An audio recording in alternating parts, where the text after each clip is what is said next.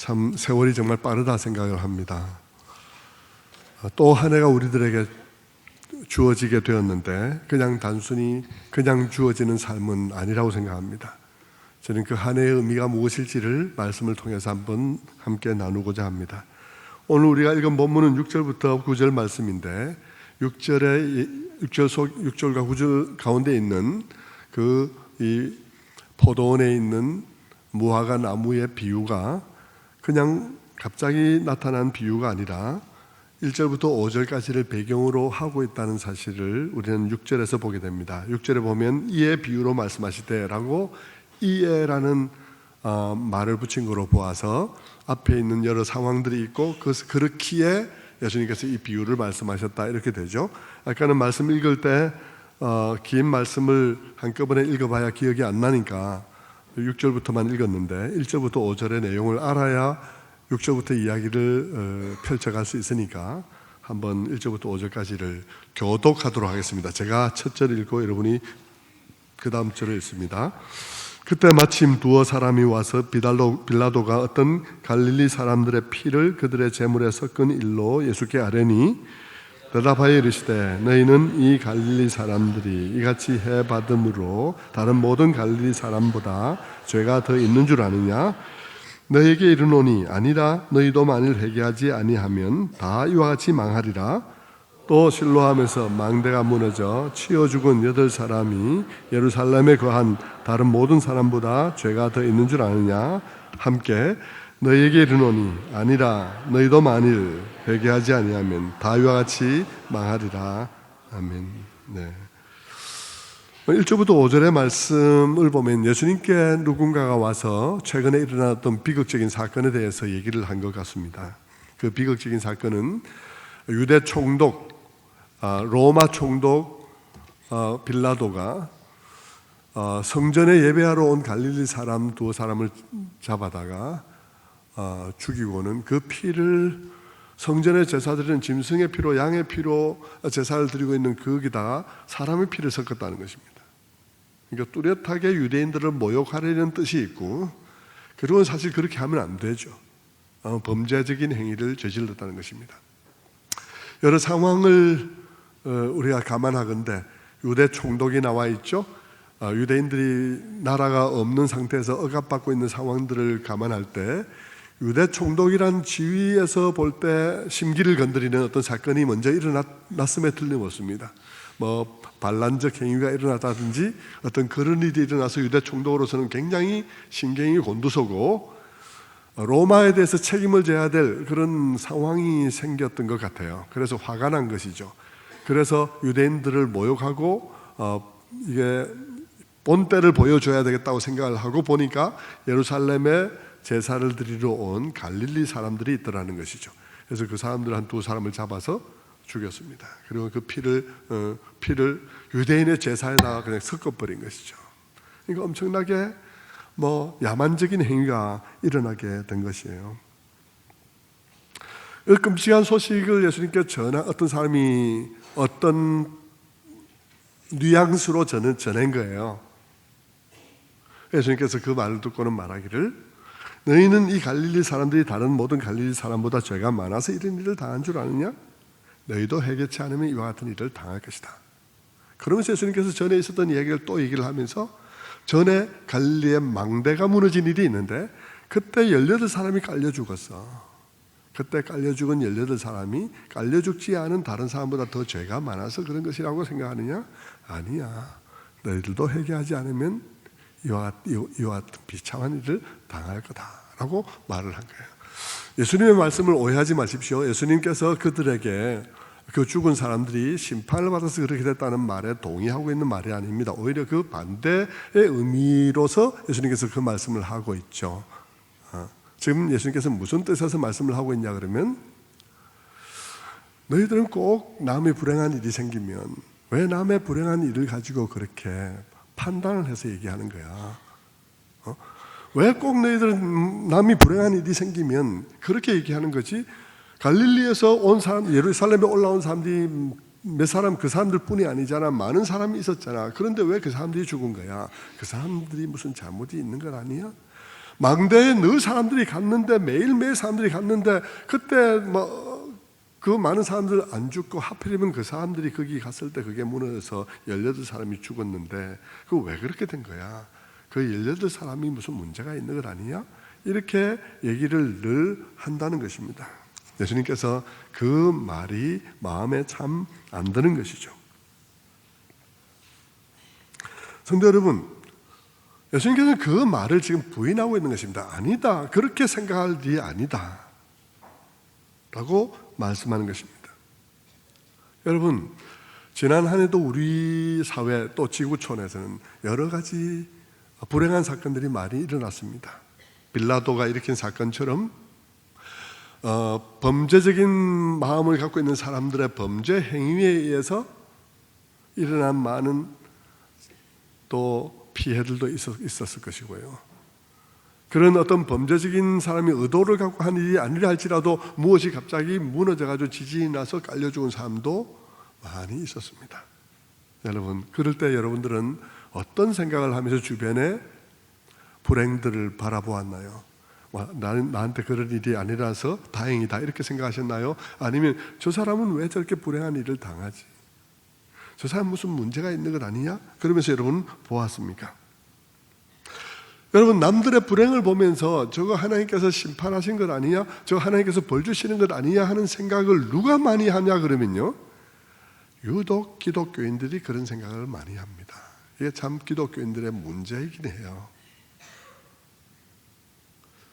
다른 어떤 사람들보다도 더 기독교인들이 남의 불행에 대해서 저거 무슨 문제가 있는 것 아닌가? 하나님께 죄 지은 것 아니냐? 이런 생각을 많이 하게 되는데 그 이유는 성경 속에서 심판하시는 하나님에 대해서 배우기 때문인 것입니다. 아나니아와 삽비라 사건을 배우거든요. 아간 사건을 배운단 말입니다. 여리고성 정복할 때 그 아간 사건에 대해서 배우기 때문인 것입니다. 그런 걸 배우니까 사람들은 하나님이 심판하신다는 사실에 대해서 배우게 되고, 하나님이 심판하신다는 사실에 대해서 배운 기독교인들이 남을 판단하는 거예요.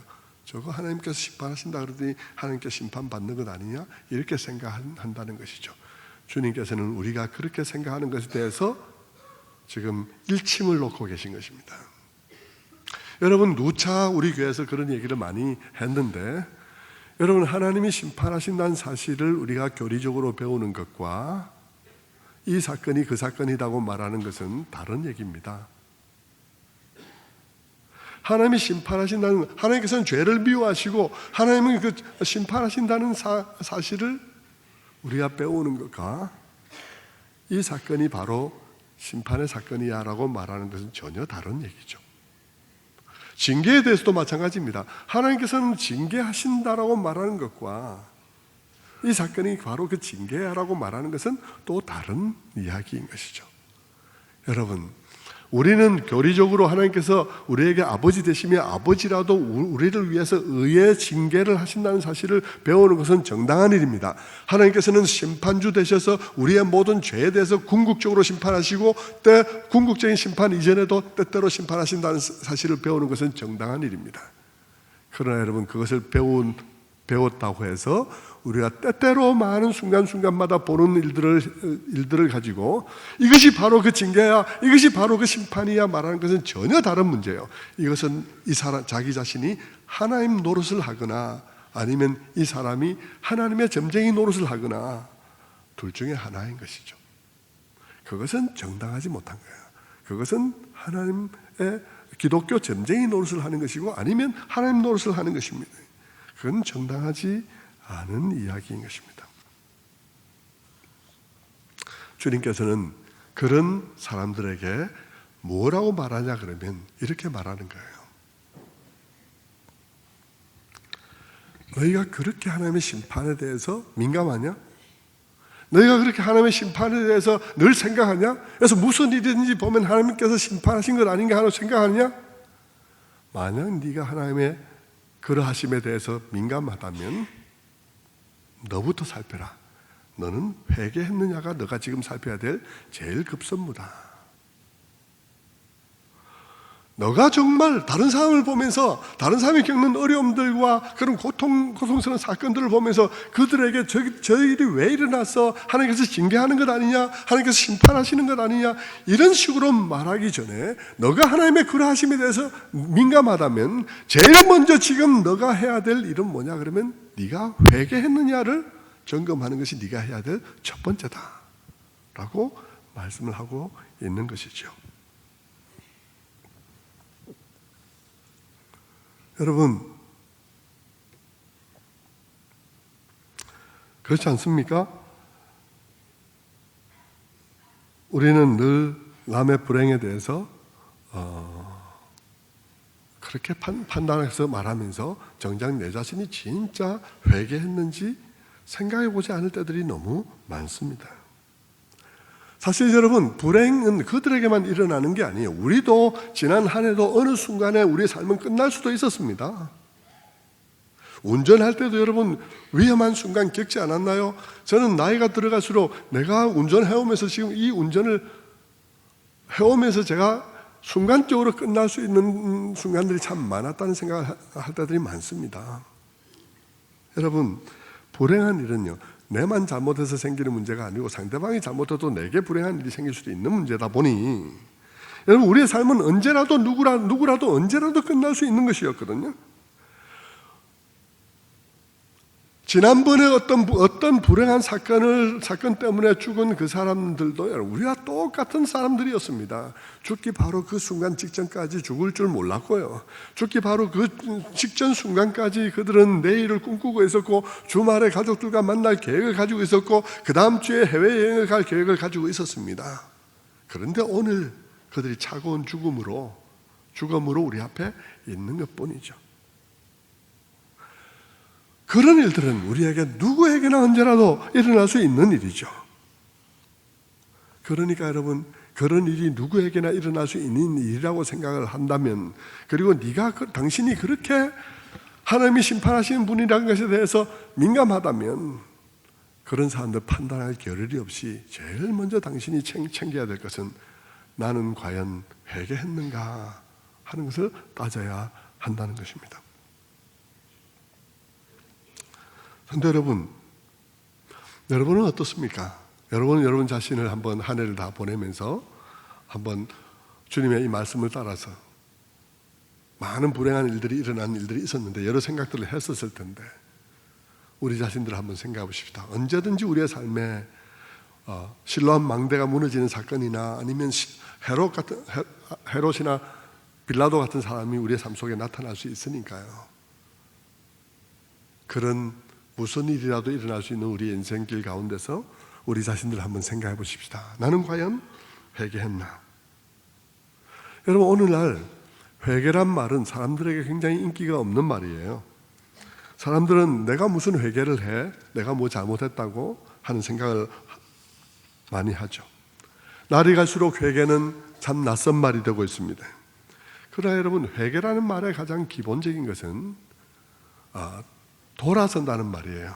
돌아선다는 말. 예수 믿는 사람은 돌아선 사람들입니다. 무엇으로부터 돌아서느냐 하면 이전에 내가 정말 자랑스럽고 나를 의지할 만하다고 생각하고 내가 정말 다른 사람들에게 내세울 만하고 괜찮은 사람이라고 생각했던 나 자신의 생각으로 돌아서서 나 자신의 진면목을 발견한 사람들이죠. 나는 말할 수 없이 망가진 사람이고 나는 내 마음은 어두움과 죄악으로 가득 차 있으며 그리고 나의 이 모습이대로 매일매일 분노하고 매일매일 누군가를 시기하며 매일매일 나쁜 생각을 하는 나의 이 모습으로는 결코 창조의 목적을 이룰 수 없는 그런 존재라는 사실을 깊이 깨닫고 결코 하나님의 영광 앞에 설 수 없는 자임을 깨닫는 것입니다. 그리고 그 이전에 잘못된 삶, 이기적이고 그리고 정말 자기 파괴적이어서 열심히 살았으나 결국 자기를 파괴하고 마는 그런 종류의 삶에서 돌이켜서 의롭고 생명생산적이고 그리고 경건하며 그리고 온전한 정말 표리부동한 삶이 아니라 정말 표리일치한 삶을 향해서 이렇게 나아가는 온전한 삶을 향해서 나아가는 그러한 삶으로 돌이키기로 결단하는 것이죠. 물론 여러분 기독교의 회개는 이런 이야기를 하지만 한 삶에서 다른 삶으로 돌이키는데 윤리적인 돌이킴이 핵심은 아닙니다. 여러분, 기독교의 돌이킴은 윤리적인 돌이킴이 핵심이 아니라 하나님께로 돌아섬이 핵심이죠. 하나님께로 돌아섬이 이 모든 윤리적인 결과를 동시에 가져오는 것입니다. 자, 여러분 한번 보십시다. 정말 우리의 삶이 이렇게 우리 자신에 대해서 새롭게 깨달으면 우리가 얼마나 많은 그런 망가진 자들이며 나는 생각이 얼마나 삐뚤어져 있으며 얼마나 내가 살아온 삶들이 살아온 만큼이나 수많은 죄들을 만들어 놓은 죄악된 결과를 만들어 놓은 삶인지를 깨달으며 나 스스로는 창조의 목적을 이룰 수 없으며 하나님 앞에 정말 새로워져야 될 존재라는 사실을 고백하며 하나님께로 돌아서는 그러한 돌아섬, 그 돌아섬이 여러분 가운데 있는가 하는 것입니다. 여러분, 우리는 교회 속에서 늘 많은 사람들을 만나게 되지만 저는 우리 여기 앉아있는 모든 사람이 정말 회개를 전부 다 회개한 사람들이라고 생각하지는 않습니다. 여러분, 이렇게 그러면서 제가 이렇게 여러분들은 회개했습니까? 이런 의미에서 회개했습니까? 라고 말을 할 때 많은 분들은 예, 그렇습니다. 저는 돌이켰습니다. 교리를 잘 깨닫고 그렇게 깨달음으로 흔들림 없이 나는 부족하지만 돌아선 것은 분명합니다. 이렇게 고백하는 사람도 있는가 하면 또 어떤 사람들은 이런 질문 앞에 설 때 굉장히 불편하고 힘든 거죠.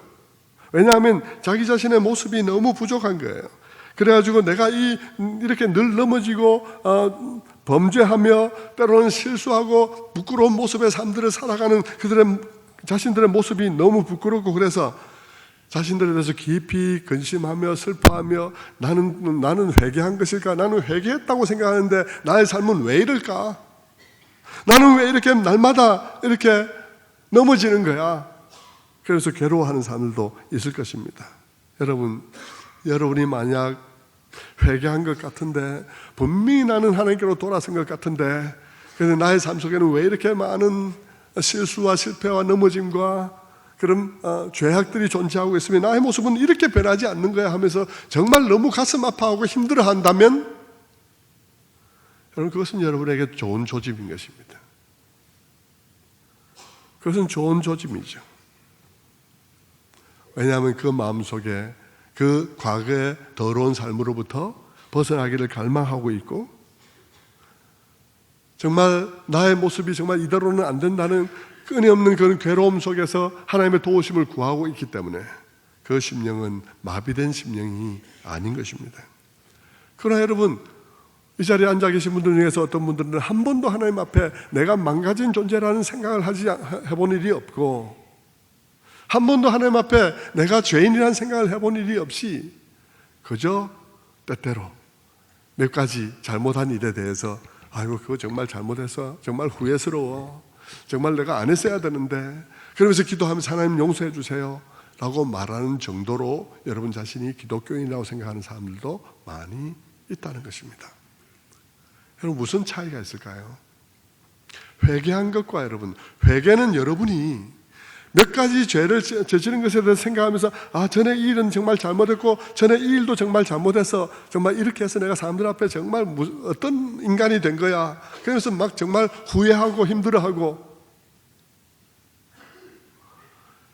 이게 회개가 아닙니다, 여러분. 여기 있는 분들 가운데는 자신이 때때로 하나님 앞에 잘못한 일들에 대해서 기도하며 용서해 주세요라고 말한다고 해서 내가 회개한 기독교인인가? 라고 생각하고 있을 수도 있습니다. 여러분, 내가 잘못한 몇 가지 그것 때문에 내가 사람들 앞에 당할 수치와 또 내 자신의 사람들 앞에 어떤 인격으로 비칠까 하는 그런 염려와 그런 것 때문에 후회하는 거, 그래서 정말 하나님 앞에 기도하면서 정말 하나님 그때 내가 그렇게 안 했어야 되는데 정말 죄송합니다, 그것 정도가 우리에 있어야 되지만, 여러분, 그것도 있어야 되지만 그것 정도가 나의 하나님 앞에 고백의 전부라면 우리는 회개하지 않은 것입니다. 회개를 하지 않는 거예요. 그것은 여러분 여전히 그것은 후회하고 있는 것이죠. 남들에게 어떻게 비칠까, 혹은 신문의 난리에 대해서 두려워하고, 혹은 이런 일들을 저지름으로 말미암아 그게 드러남으로 말미암아 내가 당할 어떤 손실과 손해와 어떤 그런 고통들에 대해서 두려워하면서 그 두려움 때문에 하나님 앞에 잘못했습니다 하고 고백하는 그 고백은, 여러분, 그것은 그 죄에 대한 고백이지 회개는 아니에요. 회개는 근본적으로 돌아서는 것입니다. 이 사람은요, 그것 때문에 내가 잘못했다고 고백하면서도 실제로 내 삶을, 이전의 삶의 방식을 버리고 새로운 삶의 질서로 내가 들어가야 되겠다라고 결단하지 않았기 때문에, 이것이 들키지만 않았다면, 신문에만 나지 않게 되었다면 여전히 그 일을 계속할 마음인 것이죠. 여전히 그 일을 계속할 마음이죠. 들키지만 않았다면, 내가 그런 손실만 보지 않았다면 여전히 내가 그 일을 할 것인데, 그 손실 보게 되어서 신문에 나게, 내 이름이 신문에 나게 되어서 그게 너무 후회스럽고 너무 힘들다는 것이죠. 그건 회개가 아닌 것입니다. 그것은 자기의 죄악된 모습 그대로를 너무 아직도 사랑하고 있는 것이죠. 회개는 그런 것이 아니라 그 이전에, 여러분, 나의 모습이 이런 몇 가지 죄를 짓는 것에 있어서 내가 잘못된 것이 아니라, 이 몇 가지 나의 이 잘못들이 근본적으로 나의 망가진 그런 나의 내면의 상태로부터, 나의 존재의 상태로부터 이런 것들이 나온 것이지, 이 몇 가지 일이 나의 죄의 전부도 아니고, 앞으로도 이 서너 가지 외에는 죄를 안 지을 존재도 아니고, 나는 앞으로도 수 없는 이런 종류의 문제를 만들어낼 수밖에 없는 망가진 존재라는 사실을 깨닫고, 하나님 앞에, 하나님, 그렇습니다. 나는 이렇게 망가진 존재입니다. 내가 몇 가지 죄를 만들어낸 것은 그것만큼 죄인이 아니라 내가 망가졌기 때문에 그런 행위들을 나타낸 것입니다. 하나님, 나는 죄를 몇 가지 저질러서 죄인이 아니라 내가 죄인이기 때문에 죄를 지은 것입니다 하는 것을 고백하는, 근본적으로 나에 대한 견해가 바뀐 거예요. 내가 정말 운수가 나빠서, 혹은 그때 잘못 실수해서 내가 그런 일을 저지른 것이 아니라, 근본적으로 나라는 존재 자체가 이와 같은 일들을 수없이 만들어낼 수밖에 없는 존재예요. 그런 존재인 것을 깨닫고, 하나님의 도우심이 없이는 내가 이 상태에서 벗어날 수 없음을 알아서 하나님 앞으로 돌아오는 것이 회개입니다.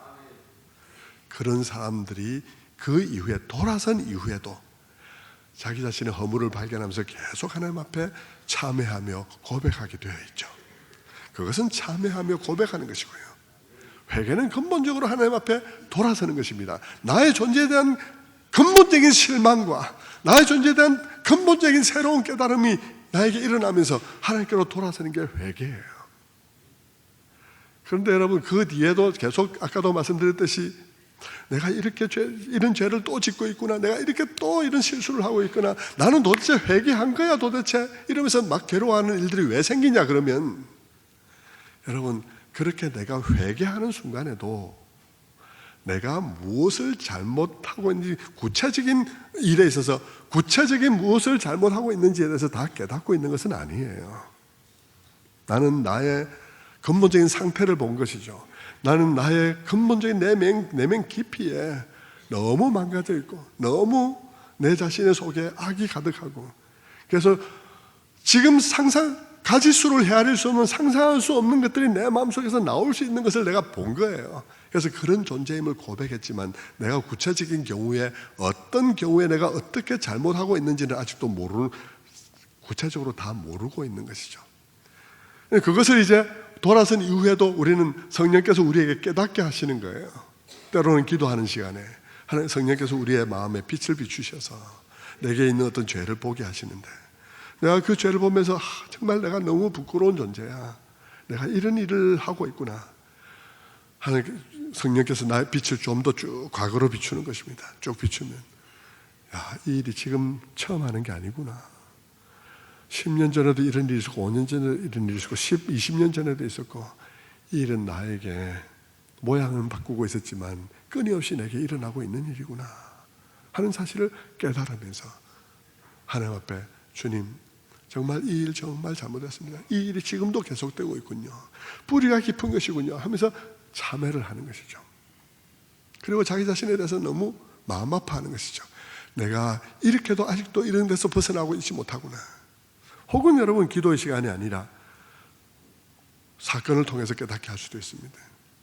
여러분이 어떤 일을 했는데 정말 도덕적 실패를 한 것이죠. 신문에 날 수도 있고요. 또는 어떤 일들을 겪을 수도 있습니다. 많은 어려운 일들을 겪을 수도 있죠. 그런 일들을 통해서 그런 일들 과정 속에서 내 자신을 보게 되는 것입니다. 내 속에 이런 것이 있었구나. 참회하고 고백하며 참회하는 것이죠. 이것은 회개한 이후에도 얼마든지 일어날 수 있는 것입니다. 그런데 여러분, 회개하지 않고 교회만 다니면서 그저 내가 저지른 몇 가지 일에 대해서 잘못했다고 말하는 것으로 내가 회개한 줄로 생각하면 아닐 수 있습니다. 아닐 수 있어요. 여러분은 그 몇 가지, 여러분이 알고 있는 몇 가지 때문에 죄인이라고 생각한다면 틀릴 수 있습니다. 왜냐하면 우리가 아는 만큼 죄인이 아닙니다.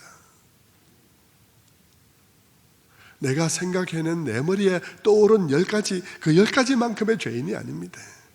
우리는 얼만큼 죄인이냐 그러면요, 내가 얼만큼 죄인인지 알지 못할 정도로 죄인입니다. 나는 얼마나 죄인이냐 그러면 내가 얼만큼 죄인인지 그 죄를 헤아릴 수 없이 죄인입니다. 나는 헤아릴 수 있는 정도의 죄인이 아니라 나는 근본적으로 내 자신이 망가져 있어서 내 안에서 나올 수 있는 죄들은 종류에 제한이 없고요, 시간에 제한이 없습니다. 나의 문제는 내가 망가졌다는 것이지 내가 몇 가지 잘못했다는 것이 나의 문제가 아닙니다 하고 고백하는 것이 회개예요. 그러면서 주님께로 돌아오는 게 회개죠. 예수님께서는 우리에게 묻는 것입니다. 네가 하나님의 심판을 교리를 배우고 교회에서 그런 지식을 익혀가지고 다른 사람들의 불행한 일들에 대해서 하나님이 심판했니 어쨌니 저 사람이 무슨 죄가 있니 이렇게 얘기를 하느냐? 그렇게 네가 하나님의 심판에서 민감하다면 네 자신이 회개했는지를 먼저 점검해봐라. 네가 만약 회개하지 않았다면 저 사람들이 겪는 저런 일은 아무것도 아니야. 네가 훨씬 더 불행한 사람이 될 것이야 라고 예수님께서 그 케이스를 들어서 가르치고 있는 것이죠.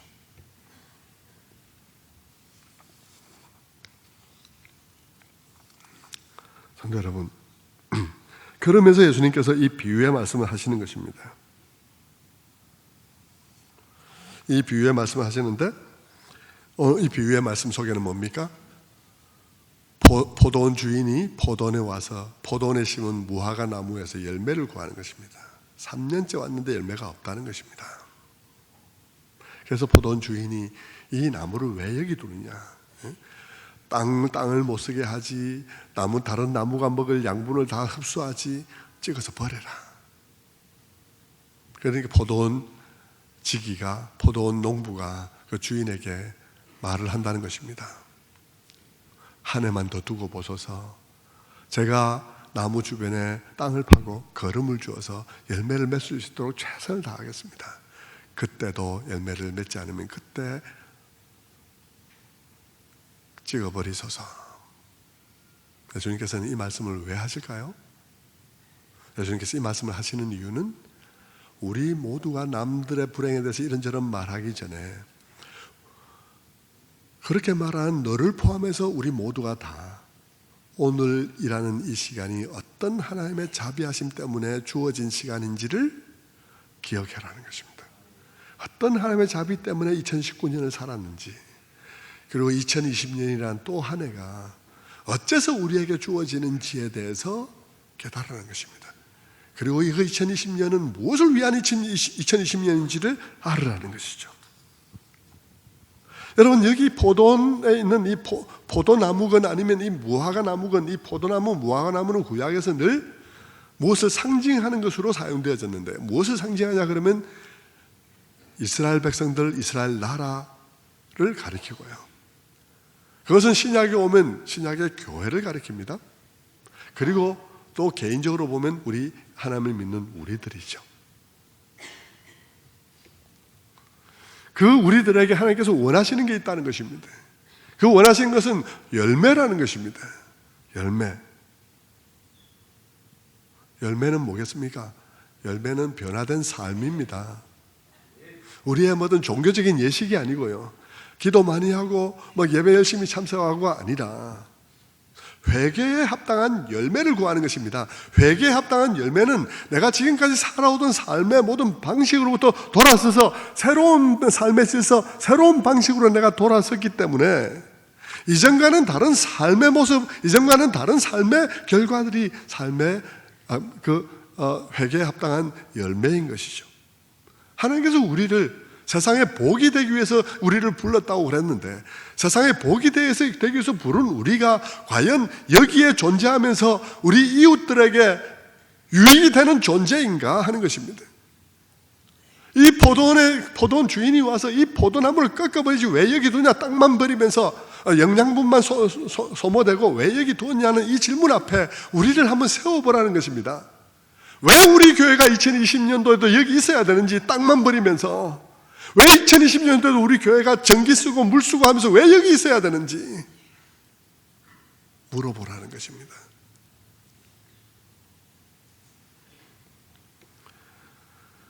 우리 기독교인에서 우리의 존재가 세상에 복이 되기 위해서 먼저 부름을 받은 사람들이라면 우리가 지금 한 해 더 여기 있어야 될, 존재가 있어야 될 이유가 뭐냐는 것입니다. 주님이 찾으시는 그 회개에 합당한 열매, 새로운 삶의 열매라는 측면에서 보면 우리가 2020년을 우리가 받아야 될 이유가 뭐냐는 것이죠. 과연 받을 만한 이유가 있는지를 생각해 보라는 것입니다. 그러면서 이 포도원 비유를 얘기하면서 포도원 주인과 포도원 직이 얘기를 하죠. 포도원 주인은 꺾어내야 된다라고 말을 하시고, 그리고 포도원 농부는 아닙니다, 한 해만 기다려 주십시오, 제가 최선을 다해 보겠습니다, 걸음을 주면서 1년 동안 해보겠습니다. 결과는 뭘까요? 결과는 그렇게 하라는 것이겠죠. 여러분, 이 이야기 속에 있는 포도원 주인은 하나님을 말할 것입니다. 그리고 이 이야기 속에서 포도원 농부는 예수님을 얘기하겠죠. 근데 하나님은 막 자비가 없는 분이고 예수님은 자비가 있는 분, 이런 얘기를 하고 있는 게 아니에요. 그 하나님도 여러분, 이 포도원 농부가 얘기하니까 별 다른 얘기 없이 그냥 넘어갔어요. 이게 무슨 말이냐 그러면, 하나님도 우리가 바라는 것보다 더 우리를 용서해 주시기를 원하시는 분이신 거예요. 그냥 1년만 더 기다릴 수 하니까 1년 넘어가는 거예요. 그런데 이 포도원 농부가 그런 가운데서도 그 중재의 역할을 하는 것입니다. 중보의 역할을 하는 것입니다. 1년만 더 기다려 주십시오 해서 부여받은 1년이 지금 이스라엘이 살고 있는, 지금 예수님의 설교를 듣고 있는 이스라엘 백성들이 살고 있는 1년이라는 것입니다. 이 1년은 숫자적인 1년은 아닐 거예요. 문자적인 1년은 아닐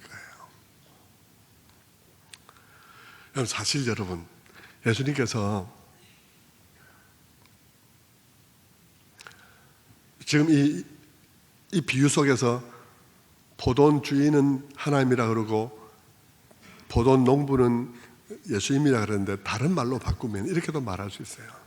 이 포도원 주인은 하나님의 공의를 대표하고 있고요, 포도원의 농부는 하나님의 긍휼을 대표하고 있는 것입니다. 하나님의 공의의 입장에서 보면 심판받아야 될 존재가 너무 많은 거예요. 어쩌면 우리들도 2019년의 삶으로 말하자면 우리가 2020년을 하나님께 선물 받아야 될 이유가 없을 수도 있어요. 하나님의 공의의 입장에서 보자면. 근데 하나님의 긍휼이 또한 함께 역사하시면서 1년만 더 기다려 봅시다 얘기를 하는 것입니다. 근데 예수님께서 지금 그 얘기를 하고 있는 셈인데, 예수님이 말하는 1년 안에는 어떤 일이 있나요? 이 비유의 말씀을 하시고 몇 개월 뒤에 예수님께서는 십자가를 지십니다. 이 비유의 말씀을 하신 후에 몇 개월 뒤에 예수님께서는 십자가를 지시는데, 십자가를 지실 일을 염두에 두고 예수님께서 말씀하시는 것입니다. 조금만 더 기다려 주십시오. 내가 땅을 파고 걸음을 주겠습니다. 십자가를 염두에 둔 얘기인 것이죠. 1년만 더 기다려달라고 말했습니다. 여러분, 이 1년이라는 거 숫자적인 1년이 아니에요. 우리는 이 1년이라는 것을 징검다리로 해서 구약으로 훌쩍 뛰어넘어가면 구약에 어떤 이야기가 있나 그러면요, 구약에 여러분 이스라엘 백성들이 어떻게 그 긴 시간을 존재해 왔느냐 그러면, 죄가 많음에도 불구하고 심판받지 않고 어떻게 그 긴 시간을 존재해 왔냐 그러면 그들에게 있는 대속죄일 때문입니다. 대속죄일에 그들이 제사를 드렸거든요. 그때 이스라엘의 대제사장은 양의 피를 가지고 그 지성소에 들어가서 이스라엘 백성들을 위한 제사를 드렸습니다. 그 제사를 드릴 때마다 하나님께서 그 제사를 받으시고 어떻게 했나요? 그들에게 죄를 사해 주시면서 그 1년을 살아갈 권리를 그들에게 주었습니다. 그래서 이스라엘 백성들은 항상 대속죄일에 제사를 드림으로써 그 제사를 통해서 의롭다 하심을, 1년짜리 의롭다 하심을 입어서, 그래서 그들은 1년 동안 살아가고 1년이 지나면 그게 유효기간이 만료되니까 다시 들어가서 1년을 더 주십시오 하고 그들이 1년의 의롭다 하심을 받아서 또 살아간 것이죠. 그것이 무엇이냐 그러면 다 예수님을 상징하는 행위였죠. 하나님의 자비를 상징하는 것입니다. 이스라엘 백성들이 살아온 1년이 어떤 1년이냐 그러면 늘 그렇게 하나님의 자비하심으로 인해서, 하나님의 자비하심, 그것도 특별히 십자가가 예정되어 있음으로 인하여서, 장차 십자가에서 모든 것을 해결할 것이라는 하나님의 계획 때문에 그들에게 주어진 1년이었던 것입니다. 그뿐만 아니라 그런데 그 예수님께서 오셔서 영단번에 영원한 제사를 드렸죠.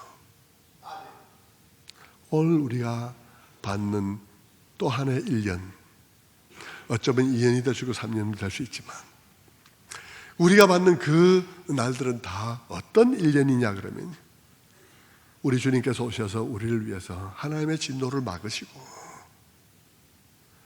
그리고 우리를 위해서 땅을 파고 십자가를 세우셔서 자기의 피를 흘려서 우리에게 허용되어진 세월들이, 그 세월들 묶음이 여기서 말하는 1년인 것입니다.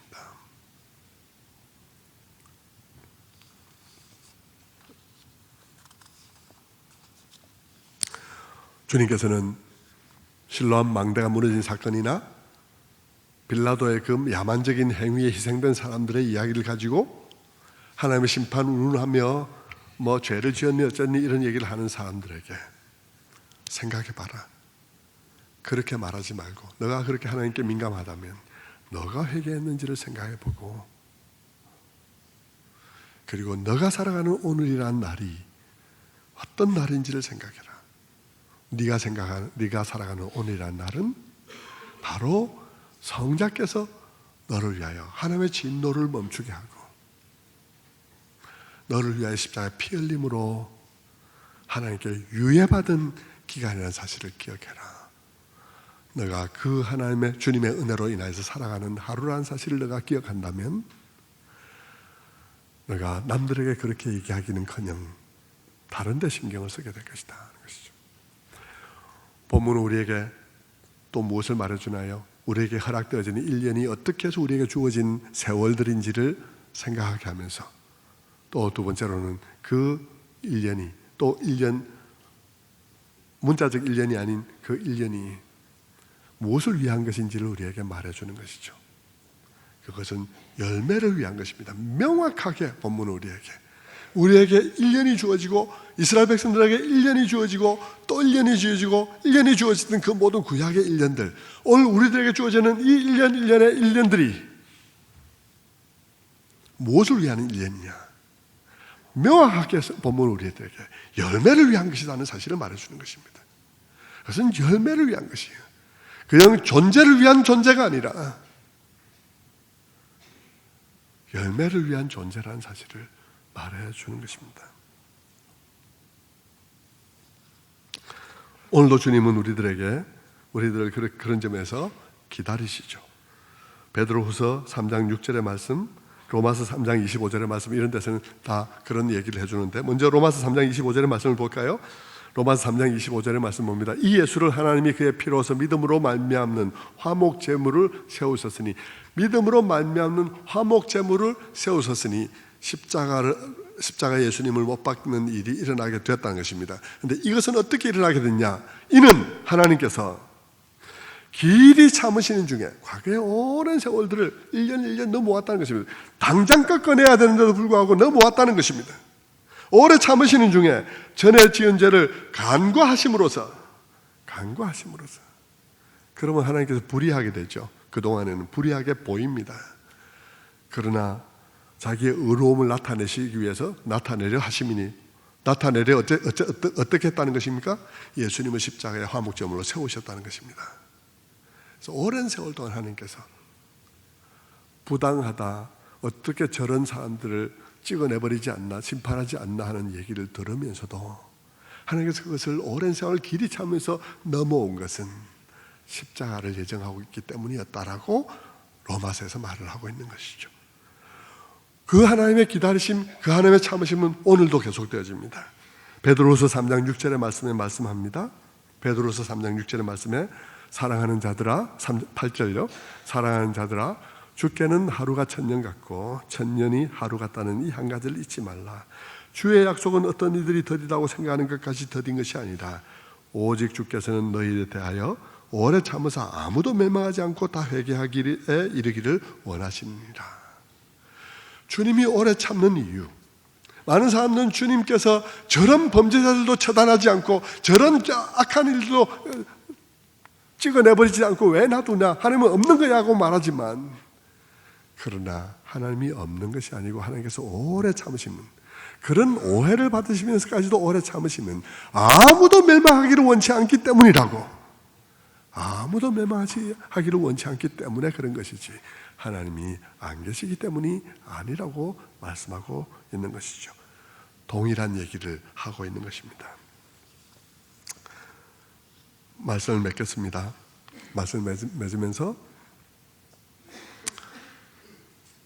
이 1년으로 상징되는 이 시간은 회개에 합당한 열매를 맺기 위한 시간이라는 사실을 오늘 본문이 명확하게 하고 있죠. 명확하게 오늘 본문은 얘기해 주고 있습니다. 그러면서 동시에 오늘 본문은 우리에게 명확하게 얘기하고 있는 것은 1년이라고 말함으로써 1년이 지나면 찍어버리소서 라고 말함으로써 하나님의 인내가 끝이 있는 것이라는 사실을, 하나님의 인내도 끝날 때가 있다는 사실을 우리들에게 동시에 말해주고 있습니다.